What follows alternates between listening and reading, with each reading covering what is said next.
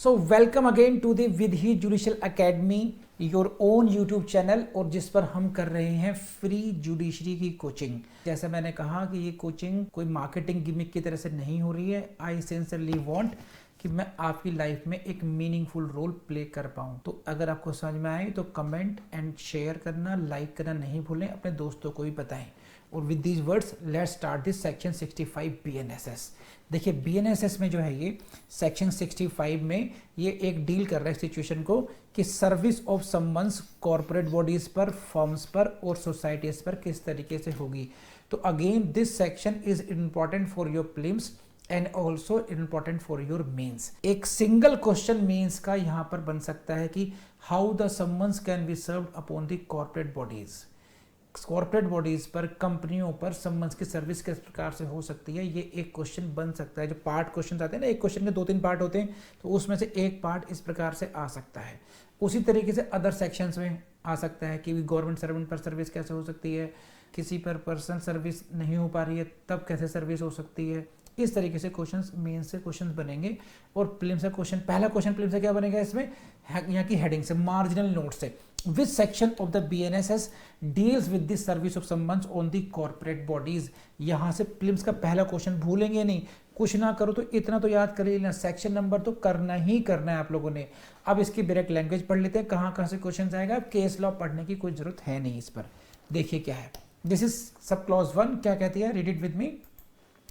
Service of summons on a company और corporation, on a company और corporation may be effected by serving it on. तो ये जो direct, ये जो नेम है कुछ, director please highlight this, manager highlight, secretary, other principal officer of the company और कॉर्पोरेशन, बस इनको हाईलाइट कर लीजिए। मैं समझा देता हूँ आपको। देखिए टेक्निकल कुछ है नहीं, इसलिए बहुत मुश्किल चीज़ नहीं है कि अगर हमें किसी कंपनी या कॉरपोरेशन पर समन्स की सर्विस करनी है तो यहाँ पर जो स्क्रीन पर आपके सामने जो ऑफिसर्स ऑफ द कंपनी है, ही में बी ए डायरेक्टर, ही में बी ए मैनेजर, सेक्रेटरी और कोई भी अन्य मुख्य अधिकारी हो सकता है, उस व्यक्ति पर जा करके आप सर्व कर दीजिए। तो सर्विस ऑफ समन्स अगर आप इन ऑफिसर्स पे करेंगे तो ये मान लिया जाएगा कि हमने किस पे कर दी है, service of summons on company या कॉर्पोरेशन हो गई है। For example if you want to serve, if you want to the serve the summons on the Reliance, Reliance company पर आपको समन्स की सर्विस करनी है, या अडानी ग्रुप पर करनी है, या स्टेट बैंक ऑफ इंडिया पर करनी है, तो दीज आर व्हाट, कंपनीज और कॉर्पोरेशंस। तो इनमें फिर किसको जाके करेंगे, क्या किसी पियोन को दे देंगे या किसी भी कर्मचारी को दे देंगे? No, you should serve the summons upon the number 1, इधर ही शुड बी डायरेक्टर और मैनेजर और सेक्रेटरी। ये तो 3 स्पेसिफिक पोजीशंस हो गए हैं। Who are you mister, I am the director, okay take the summon. Who are you, I am the manager, okay take the summon. Who are you, I am the secretary, service can be summoned. इन तीनों में से कोई नहीं है, then there can be, please see the word, इसको अच्छी तरीके से अंडरलाइन कर लीजिएगा, अदर, लेकिन कैसा, प्रिंसिपल ऑफिसर। प्रिंसिपल ऑफिसर का मतलब है कि वो व्यक्ति जो है मुख्य अधिकारी होना चाहिए उसमें, राइट। तो उस प्रकार से इनमें से किसी व्यक्ति को हम समन्स की सर्विस करते हैं, पर्सनल सर्विस होगी जाकर के तब कर सकते हैं। दूसरा मोड क्या है, bye the registered post, bye the registered post हो सकती है। रजिस्टर्ड पोस्ट किसको होगी, इन्हीं को कर सकते हैं, डायरेक्टर को, मैनेजर को, सेक्रेटरी को, अदर ऑफिसर, इनको रजिस्टर्ड पोस्ट से भी भेज सकते हैं। तो पर्सनल सर्विस भी कर सकते हैं, बाय रजिस्टर्ड पोस्ट भी हो सकती है।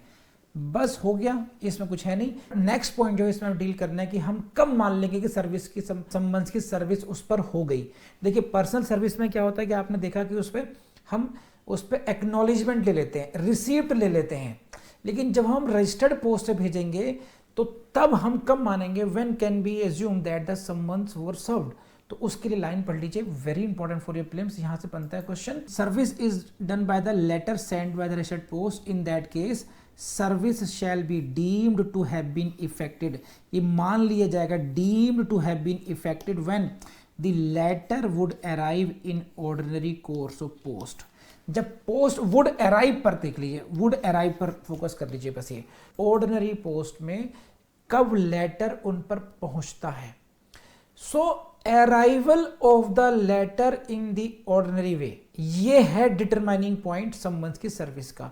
वेदर दे ओपन इट और नॉट डजंट मैटर, उन्होंने उस समन्स को ओपन किया, रीड किया, नहीं किया, it doesn't matter, what matters that it was delivered. ऐसे मान लीजिए अराइवल मींस डिलीवर्ड भी कह सकते हैं आप। सो अभी तक हमने क्या पढ़ा, दिस सेक्शन व्हाट सेक्शन है 65। This is section 65 BNSS. Number 1. Number 2, it deals with the service of summons over the corporate bodies, firms and societies. Number 3rd, next point, कि on which it can be served. How can it be served? It can be served by serving the summons on any of the persons mentioned herein. जो इस धारा में व्यक्ति या पद का नाम दिया गया है, उनमें से किसी भी ऐसे व्यक्ति को जो पद का धारण करते हैं उनको सम्मन्स की सर्विस कराई जा सकती है। उनमें से कौन एक डायरेक्टर है, मैनेजर है, सेक्रेटरी है, या फिर कोई भी अन्य मुख्य उसका ऑफिसर होना चाहिए। अगर मान लीजिए ऐसे नहीं करनी है, डिस्टेंस भी हो सकता है, पर्सनल नहीं हो पा रहा है, तब क्या कर सकते हैं, अदर मोड क्या हो गया, लेटर, पत्र के द्वारा हो सकता है। और पत्र कैसा होना चाहिए, it should be the registered post, रजिस्ट्रीकृत डाक से आप कोई लेटर भेज सकते हैं। और किन को भेजेंगे, उन्हीं ऑफिसर्स में से किसी एक को आप रजिस्टर्ड पोस्ट से लेटर भेज दीजिए।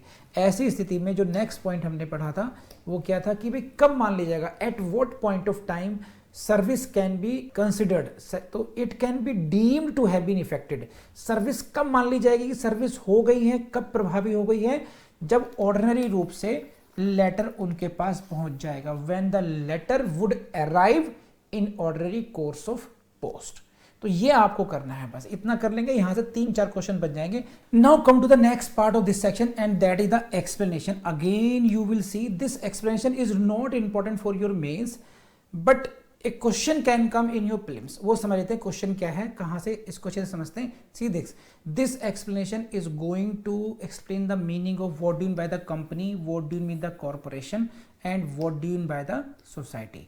तो यहां पर क्या है, पढ़ लेते हैं रीडिंग, एक बार पढ़ लीजिए, फिर मैं इसको एक्सप्लेन करता हूँ। कहाँ कहाँ से क्वेश्चंस आते हैं ये आपको बता देता हूँ। आप क्या करेंगे, आप इसको हाईलाइट करेंगे, write down P for prelims करेंगे और उससे अपना काम हो जाएगा। Please see the screen. This is what in this section, company means what, company means a body corporate and a corporation means an incorporate company और other body corporate registered under the companies act 2013।